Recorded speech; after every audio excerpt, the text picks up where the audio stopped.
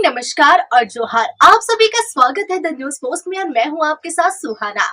खबरों में आगे बढ़ेंगे। आज के झारखंड की तमाम 24 बड़ी खबरें और महत्वपूर्ण खबरों से रूबरू कराएंगे, लेकिन इससे पहले अगर आपने नहीं किया है द न्यूज पोस्ट को सब्सक्राइब, तो सबसे पहले आप हमारे चैनल को सब्सक्राइब करें, बेल आइकन पर क्लिक करना ना भूलें, क्योंकि इससे आपको राज्य भर की तमाम अपडेट मिलती रहेगी। तो चलिए शुरू करते हैं आज की महत्वपूर्ण खबरों से। एक तरफ जहां सरकार ने अपना वादा निभाते हुए मैया योजना के लाभुकों के खाते में राशि भेज दिए हैं, वहीं दूसरी तरफ अब इस महीने से मैया योजना को लेकर कई तरह के बदलाव किए गए हैं, जिसे लेकर सरकार ने आदेश भी जारी कर दिए हैं। योजना में लाभार्थी महिलाओं की पहचान को और अधिक पारदर्शी और पुख्ता बनाने के लिए राशन कार्ड को अनिवार्य कर दिया गया है। अब कोई भी महिला बिना राशन कार्ड और आधार कार्ड के इस योजना का लाभ नहीं ले पाएगी। वहीं मंत्री दीपक बिरुवा ने इसे लेकर सोशल मीडिया पर ट्वीट करते हुए लिखा कि अब मैया योजना के लाभुकों को वेरिफिकेशन को लेकर परेशानी नहीं उठानी पड़ेगी। अब सिर्फ राशन कार्ड से ही सत्यापन हो जाएगा। इस योजना में फर्जीवाड़ा रोकने के लिए महिला बाल विकास एवं सामाजिक सुरक्षा विभाग, खाद्य आपूर्ति विभाग के सहयोग से यह प्रक्रिया पूरी की जाएगी। आम लोगों को एक बार फिर महंगाई का तगड़ा झटका लगा है। रसोई गैस सिलेंडर की कीमतों में बढ़ोतरी की गई है। सरकार ने 14 किलोग्राम वाले घरेलू LPG गैस सिलेंडर की कीमत में 50 रुपए की बढ़ोतरी की है। इसके बाद उज्ज्वला योजना के तहत मिलने वाले LPG गैस सिलेंडर की कीमत 503 रुपए से बढ़ाकर 553 रुपए कर दिया है और गैर उज्ज्वला योजना के तहत मिलने वाले सिलेंडर की कीमत 803 रुपए से बढ़ाकर 853 रुपए कर दी जाएगी। केंद्रीय पेट्रोलियम और प्राकृतिक गैस मंत्री हरदीप सिंह पुरी ने कहा कि प्रति सिलेंडर रसोई गैस की कीमत में 50 रुपए की बढ़ोतरी होगी। 500 से यह 550 हो जाएगी और अन्य के लिए यह 803 रुपए से बढ़कर 853 रुपए हो जाएगी। यह एक ऐसा कदम है जिसकी हम आगे चलकर समीक्षा करेंगे। केंद्रीय रक्षा राज्य मंत्री सह राज्य के सांसद संजय सेठ ने आज मुख्यमंत्री आवासीय कार्यालय में मुख्यमंत्री हेमंत सोरेन से मुलाकात की। इस दौरान केंद्रीय रक्षा राज्य मंत्री संजय सेठ ने CM हेमंत सोरेन को गुलदस्ता और भगवान श्री राम, माता सीता और लक्ष्मण की मूर्ति सप्रेम भेंट की। साथ ही केंद्रीय रक्षा राज्य मंत्री ने 19 और 20 अप्रैल को नामकुम में होने वाले एयर शो में आने के लिए CM हेमंत सोरेन को आमंत्रित किया। इस मौके पर CM हेमंत सोरेन की पत्नी सह विधायक कल्पना सोरेन भी मौजूद रही। क्या आप भी रील्स बनाने के शौकीन हैं? सुंदर सुंदर वादियों और प्रकृति के बीच जाकर अगर आपको भी रील्स बनाना पसंद है तो फिर आपके लिए खुशखबरी है, क्योंकि अब आपको रील्स बनाने के लिए हेमंत सरकार पैसे देगी। जी हाँ, सही सुना आपने। अब रील्स बनाने के लिए आपको सरकार की तरफ से पैसे दिए जाएंगे। बस इसके लिए आपको झारखंड के हरियाली, बादलों से घिरे पहाड़ों और यहाँ के फेमस पर्यटन स्थलों पर जाकर रील्स बनानी होगी और सरकार आपको 10 लाख रुपए तक देगी। गर्मियों की छुट्टियों में अगर आप दिल्ली और अजमेर घूमना चाहते हैं तो फिर आपके लिए अच्छी खबर है, क्योंकि भारतीय रेलवे ने झारखंड से 2 नई साप्ताहिक समर स्पेशल ट्रेन की शुरुआत कर दी है, जिसमें से एक ट्रेन रांची नई दिल्ली समर स्पेशल ट्रेन और दूसरी रांची मदार अजमेर स्पेशल ट्रेन है। नई दिल्ली जाने वाली ट्रेन हर सप्ताह के शुक्रवार को रांची से रवाना होगी, तो वहीं अजमेर के लिए ट्रेन हर सप्ताह सोमवार को रांची से रवाना होगी। रांची नई दिल्ली समर स्पेशल ट्रेन हर सप्ताह सुबह शुक्रवार की रात 11:55 पर रांची से रवाना होगी। वहीं वापसी में नई Delhi Ranchi summer special train 29 जून हर सप्ताह रविवार की सुबह 4 बजे नई दिल्ली रेलवे स्टेशन से रांची के लिए रवाना होगी। डुमरी विधायक जयराम महतो एक बार फिर जनता दरबार की शुरुआत कर रहे हैं। कल यानी मंगलवार 8 अप्रैल से वे लोगों की समस्याएं सुनने और उनके समाधान के लिए नामर्डी प्रखंड कार्यालय से जनता दरबार की शुरुआत कर रहे हैं। जयराम महतो 4 प्रखंडों में अलग अलग दिन और अलग अलग समय पर जनता दरबार लगाएंगे।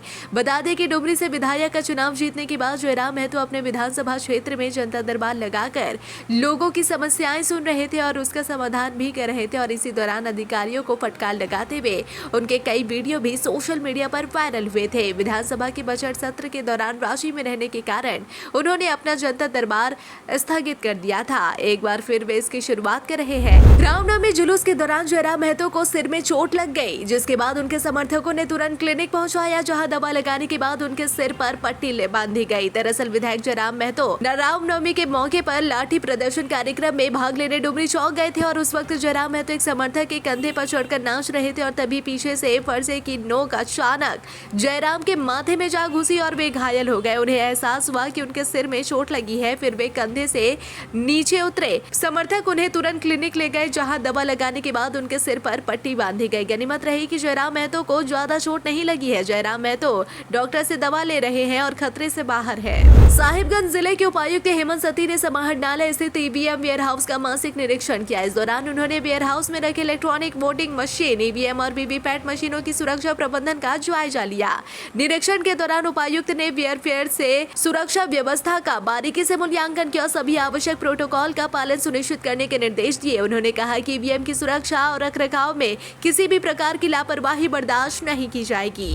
साहिबगंज जिले के राजमहल प्रखंड क्षेत्र में इन दिनों राज्य सरकार का ड्रीम प्रोजेक्ट अबुआ आवास योजना सवालों के घेरे में है। इसका खुलासा तब हुआ जब राजमहल प्रखंड क्षेत्र के एक व्यक्ति ने इसकी लिखित शिकायत स्थानीय प्रखंड विकास पदाधिकारी के माध्यम से जिले के उपायुक्त हेमंत सती से किया। उनके द्वारा दिए गए आवेदन में यह उल्लेख किया गया है कि खुटहरी पंचायत क्षेत्र में जिम्मेदारों की मिलीभगत से अबुआ आवास योजना के नाम पर लूट का खेल चल रहा है। सिस्टम की रखवाली करने वाले जिम्मेदारों द्वारा मोटी रकम लेकर पक्के मकान वाले सक्षम व अयोग्य लोगों को आवास योजना का लाभ दिया जा रहा है। आवेदन में बताया गया है कि अगर कोई गरीब क्षेत्र के कुछ दलाल और जिम्मेदारों को रिश्वत नहीं दे पाते हैं तो उसका नाम सीधा सरकारी सूची से गायब ही कर दिया जाएगा। इस पंचायत क्षेत्र में योग्य व जरूरतमंद लाभुकों का नाम सरकारी सूची से गायब हो रहा है और पक्के मकान वालों का वो आवास योजना का लाभ मिल रहा है। यह कहां तक सही है? शिकायतकर्ताओं ने अपने आवेदन में यह भी बताया है कि राजमहल प्रखंड क्षेत्र पर स्थित खुटहरी पंचायत के छोटा खुटहरी गांव के रहने वाले पुनु चंद्र साहा के नाम से अबुआ आवास योजना स्वीकृत हुआ है, जबकि वह सक्षम मनुष्य है और पूर्व से ही उसका बड़ा पक्का मकान है। साहिबगंज में प्रसिद्ध वेटलैंड इकोलॉजिस्ट और senior scientist doctor golden quarters की टीम ने संयुक्त रूप से राज्य के एकमात्र रामसर साइट उधवा झील पक्षी आश्रयनी का भ्रमण किया। यह आश्रयनी अंतर्राष्ट्रीय महत्व के आर्द्रभूमियों में गिनी जाती है, जो प्रवासी पक्षियों का प्रमुख आश्रय स्थल है। इस अवसर पर डॉक्टर क्वाड्रस ने आश्रयनी क्षेत्र का निरीक्षण किया और जैव विविधता, जल गुणवत्ता, प्रवासी पक्षियों की उपस्थिति की स्थिति का आकलन किया। उन्होंने कहा कि उधवा झील जैसी आर्द्र भूमियां पारिस्थितिक संतुलन और जलवायु नियंत्रण में महत्वपूर्ण भूमिका निभाती है और इसका संरक्षण सामूहिक जिम्मेदारी है। साहिबगंज जिले के बोरियो प्रखंड मुख्यालय से करीब 15 किलोमीटर दूर पहाड़ पर बसे गम्हरिया गाँव के लोग चुनौतियों से भरी जीवन जी रहे हैं। गम्हरिया पहाड़ में पहाड़िया आदिम जनजाति निवास कर रहे हैं और गम्हरिया गांव के लोग 12 महीने प्राकृतिक का मार झेल रहे हैं। गम्हरिया गांव में 2 दर्जन पहाड़िया परिवार अपना जीवन यापन करते हैं। इनके लिए जीवन जीना चुनौतीपूर्ण है। गम्हरिया गांव जाने के लिए सड़क नहीं है। ग्रामीण अपनी प्यास बुझाने के लिए गांव से 3 किलोमीटर दूर पहाड़ी रास्तों से होकर झरना तक पहुंच पेयजल की व्यवस्था करते हैं। गर्मी की शुरुआत होने के साथ ही इनके लिए पेयजल की किल्लत होने लगती है। तेज धूप और लू से झरना सूखने के कागार पर होता है। कई दिनों तक ग्रामीण झरने का गंदा पानी पीने को विवश हो जाते हैं। इस गांव में जीवन यापन करने वाले पहाड़िया परिवारों का पीड़ा सुनने के लिए कोई नहीं है। साहिबगंज जिले के राजमहल थाना क्षेत्र स्थित पंचकटिया गांव में एक महिला का शव पंखे से लटकता हुआ पाया गया, जिसके बाद से पूरे इलाके में सनसनी फैल गई। वहीं इस घटना की जानकारी मिलते ही मौके पर राजमहल थाना पुलिस पहुंची और मृतका के शव को अपने कब्जे में लेकर पोस्टमार्टम के लिए अनुमंडलीय अस्पताल राजमहल भेज दिया गया। मृतका की पहचान रूबी देवी के रूप में हुई है। घटना के बाद मृतका रूबी देवी के मायके वालों ने उसके ससुराल वालों पर दहेज प्रताड़ना का गंभीर आरोप लगाया है। साथ ही राजमहल थाना पुलिस को लिखित आवेदन देकर अन्याय की गुहार भी लगाई है। गढ़वा जिले के प्रखंड के पंडरिया पंचायत स्थित उत्क्रमित प्राथमिक मध्य विद्यालय बेलपहाड़ी में कार्यरत शिक्षक बबन सिंह धीरेन्द्र पाल पर कक्षा 2 के छात्र से 2 घंटे तक कमरे में बंद कर सिर और पैर दबाने और गंदी गालियां देने के मामले ने अब तुल पकड़ लिया है। एक तरफ जहां अभिभावकों में रोष व्याप्त है तो वहीं दूसरी तरफ शिक्षा विभाग की रिपोर्ट के बाद गढ़वा डीसी भी एक्शन में दिखे। गौरतलब है कि 4 दिन पहले उत्क्रमित प्राथमिक मध्य विद्यालय बेलपहाड़ी में दोपहर में करीब 2:30 बजे छुट्टी के बाद सरकारी शिक्षक बबन सिंह और सहयोगी शिक्षक धीरेन्द्र पाल ने कक्षा 2 के छात्र आलिशान कुमार को घर जाने से रोकते हुए एक कमरा ले गए और वहां पर कमरा बंद कर उसे 2 घंटे तक रखा, सर पैर दबाया और कहा कि किसी को बताना नहीं, मिठाई खिलाई। जाएंगे। छात्र करीब 2 घंटे तक अकेले और असहाय महसूस कर दोनों शिक्षकों का सिर पैर दबाया, जिसका फोटो सोशल मीडिया पर खूब वायरल हुआ था। झारखंड के गुमला जिले में इन दिनों हाथियों का तांडव देखने को मिल रहा है, जहां हाथी आए दिन गांव में घुसकर उत्पात मचाते हैं, वहीं खेतों में लगे फसल को बर्बाद कर देते हैं, तो इसके साथ ही कच्चे मकानों को भी तोड़ देते हैं, जिसकी वजह से ग्रामीणों को काफी नुकसान होता है। वहीं कई बार हाथी जानलेवा भी साबित होते हैं।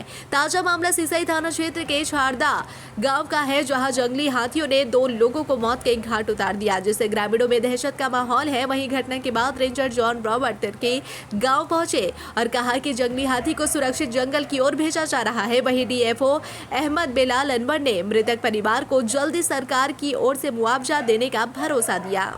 जगन्नाथपुर थाना क्षेत्र के जैदगढ़ ओपी अंतर्गत मुंडोई नदी के अवैध बालूघाट पर 6 अप्रैल को एक नाबालिग मजदूर की दर्दनाक मौत हो गई। मृतक की पहचान मुंडोई गांव निवासी मनोहर सरदार उर्फ डम्फर पिता पाइको सरदार के रूप में हुई है। स्थानीय सूत्रों के अनुसार यह हादसा बालू लदे ट्रैक्टर के चक्के के नीचे दब जाने से हुआ। सूत्रों के अनुसार जिस ट्रैक्टर से हादसा हुआ वह जैदगढ़ के कुख्यात बालू माफिया का बताया जा रहा है।